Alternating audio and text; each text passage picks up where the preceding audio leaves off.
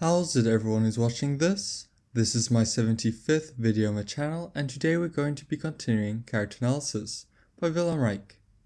Last time, we worked through the second part of a chapter on the technique of character analysis, examining the case study of a man suffering from feelings of inferiority. In today's episode, we'll finish the rest of the section and the following chapter, titled Indications and Dangers of Character Analysis. Although we'll skip over the other case study Reich offers, largely due to how repetitive it gets. As their name suggests, what we're covering today is focused on safely carrying out Reich's form of psychoanalysis. Without further ado, let's get into it. He begins section F of On the Technique of Character Analysis by introducing an issue that is quite central to psychoanalysis. Namely, he wonders what criteria can be used to work out whether or not a behavior in the current day should be reduced down to the childhood prototype it mirrors.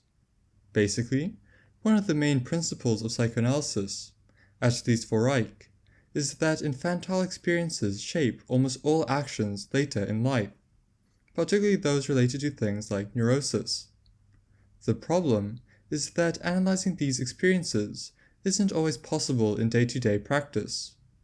Sometimes, as Reich relates, patients simply get an intellectual understanding of a connection, where they know about it without actually registering it deeply. Other times, the reduction is doubted or simply seen to be ridiculous. In both cases, the goal of revealing it, getting rid of resistances, ultimately fails.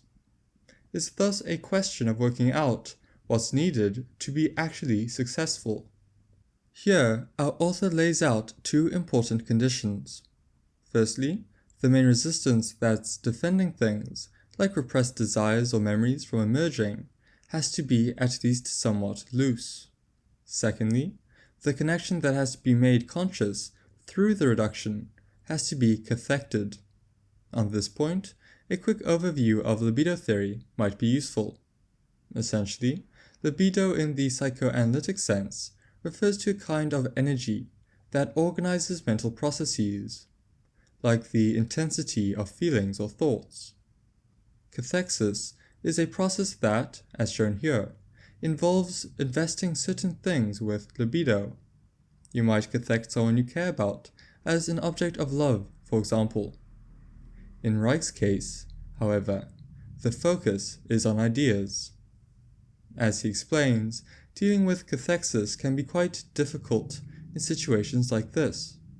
The reason why lies in how the affects or feelings connected to ideas tend to split off when filled with libido.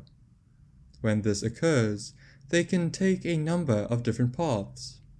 In one case, they might become a part of a character armour, a kind of shell of resistances that influences the very form of behavior, like politeness, speaking style, or what have you. In another, these affects can enter into the transference, the relationship between patient and analyst, modifying the conflicts within it, be them latent or out in the open. Nevertheless, this isn't always a bad thing. Offering something of a general rule, Reich states, if the contemporary resistance is now reduced to its infantile source before it has been fully developed, then the intensity of its cathexis has not been fully taken advantage of. This goes against a common practice, which is to introduce the connection as soon as it comes up. However, by intensifying the transference situation, cathexis can actually open up opportunities that weren't there previously.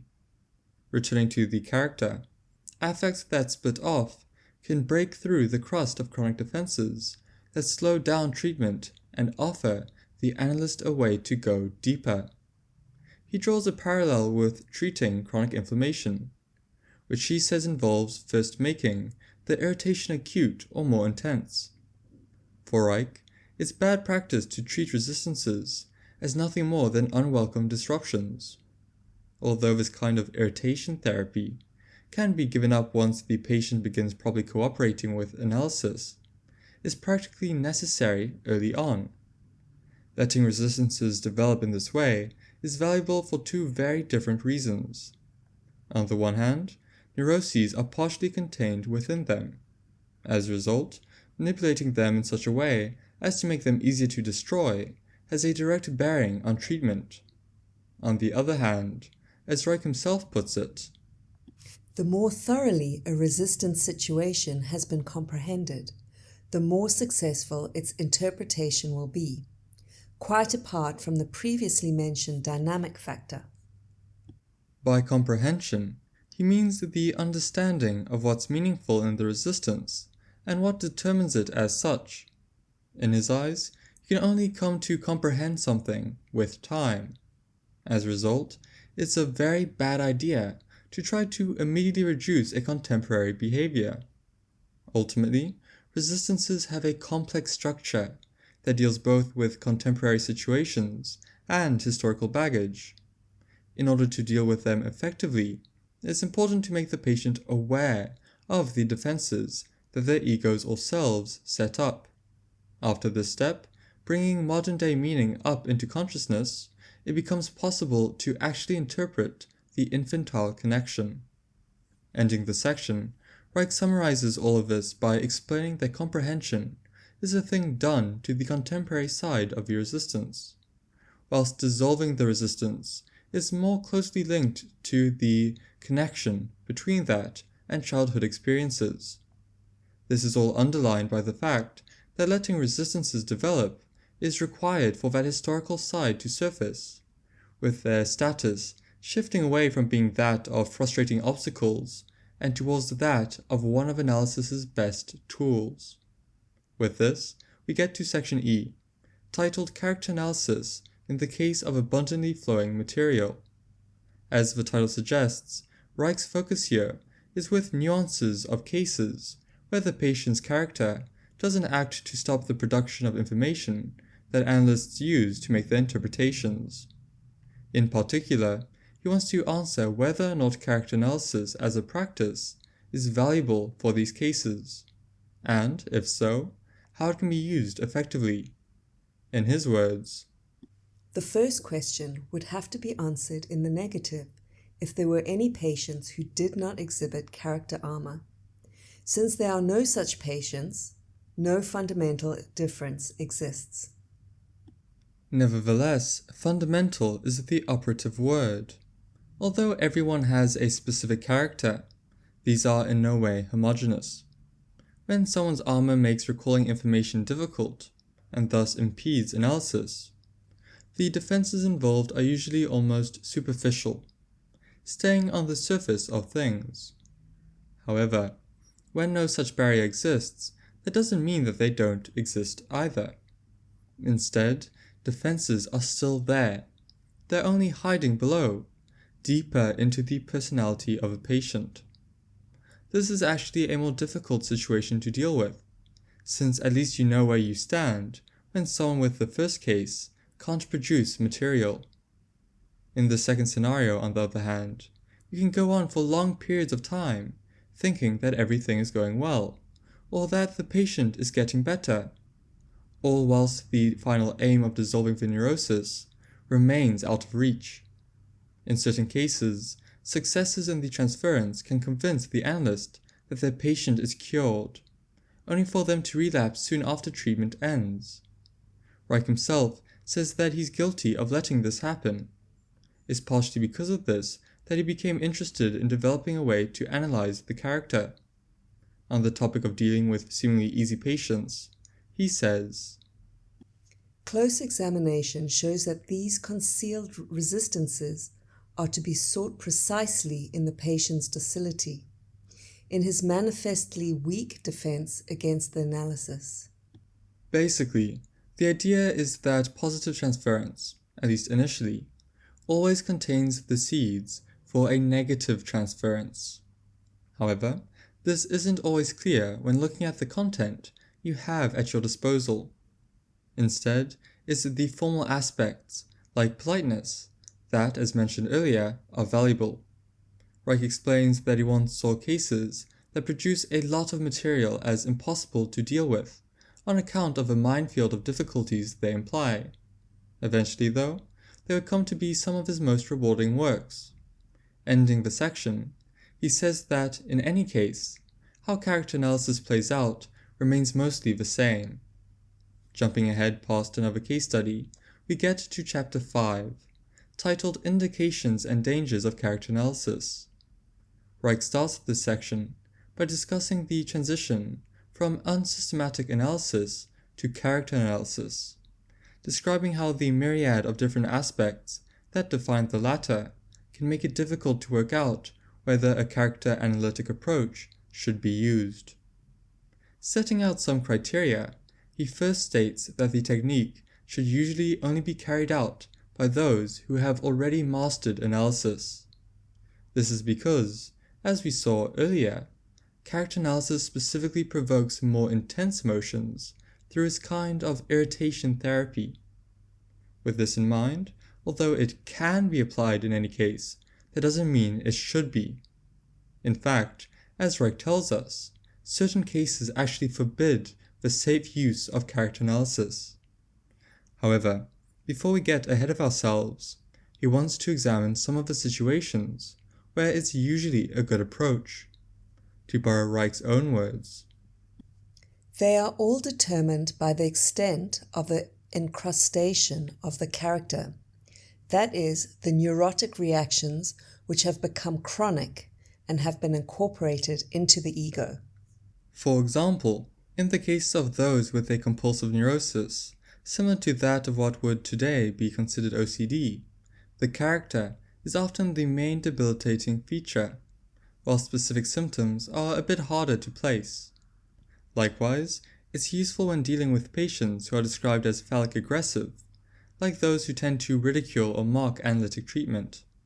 Sometimes, it can even be valuable in treating people with schizophrenia, although extra care must be taken in cases like that.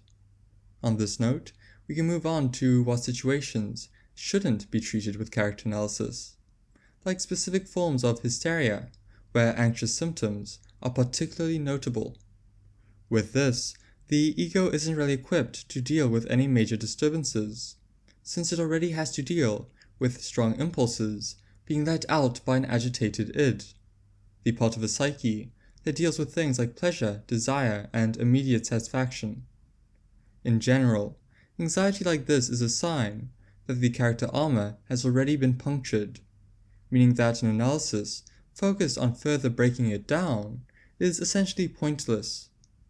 Caveating the whole practice, he adds that It goes without saying that the loosening of the armour can always be carried out by degrees, depending not only on the individual case, but also on the individual situation. essentially, depending on just how difficult or long-lasting a resistance is, character analysis allows a lot of room for flexibility. Reich explains that you can increase or decrease the intensity of treatment, along with the depth of interpretations themselves. Because of this, the dangers found in the practice, particularly those that come with allowing resistances to get cathected with more and more libido, can be mitigated by a well-trained analyst, as long as they are what Reich describes as elastic. Ending the chapter, it's here that our author begins outlining and responding to some questions that often come up when he talks about his technique. For example, is it possible for character analysis to be applied to a situation that has already spent months being chaotic? Reich's answer is a hesitant yes, saying that, although not always applicable, the transition does tend to lead to at least some positive outcomes. This is linked to another question, which asks whether or not it's appropriate to use the technique for all cases. As we have just been looking at, this is very much not the case. However, in Reich's eyes, about half of all cases can use a character-analytic method. This leads to one last set of problems. To what extent is a change of the character at all necessary in the analysis, and to what extent can it be brought about? Reich being well Reich, his response to the first part of the question is that a change is necessary insofar as it makes it possible to get rid of neurosis, work better, and have a healthier sex life. To the second part, though, it gets a bit more complicated. Empirical evidence shows that there is a bit of a limit when it comes to changing characters, in the sense that, say, an obsessional character cannot become a hysterical one. However, this doesn't mean that they are completely unchanging. On the contrary, one of the primary roles of the analyst is to almost manipulate certain elements of a character's balance, in order to bring about changes that, albeit perhaps subtle, can rarely have an impact on a person's life and its quality. Concluding, he states, In this way, the patient's entire being undergoes a change, which is more apparent to people who do not often see the patient than it is to the analyst.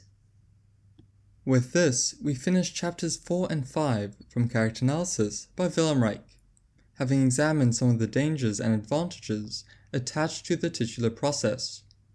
Although we haven't completely finished this section of the book, this is probably going to be the last video I make on character analysis for quite a while. Nevertheless, I truly hope you enjoyed or learned something. If you feel like I got anything wrong, or wasn't as clear as I could have been, please do feel free to let me know in the comments, so I can do better. Next time, we'll be looking at the Monadology by G.W. Leibniz. Until then, bye!